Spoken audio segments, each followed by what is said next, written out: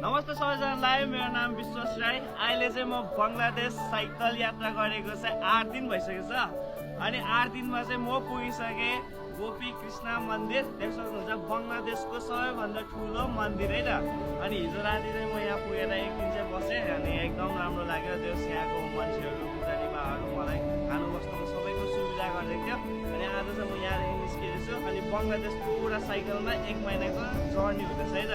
त्यही हो गाइस, 1 महिनाको जर्नीमा 8 दिन निस्किसक्यो। अनि देख्न मन्दिर छ शिव भगवानको, कृष्ण भगवानको। अनि त्यो गाइस अहिले चाहिँ म साइकलमा पुरा आफ्नो नेपाललाई चिनाउनको लागि यात्रा गर्दैछु आफ्नो झन्डा प्लस। अनि म जुन चाहिँ देशमा यात्रा गर्दैछु उहाँको झन्डा बङ्गलादेशको।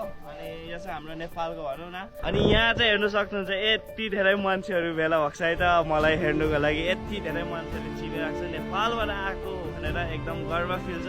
त्यो गाइस कहाँबाट हेर्नुहुँदैछ कमेन्ट गरिदिनु होला अनि सेयर पनि गरिदिनु हुन सक्छ है त।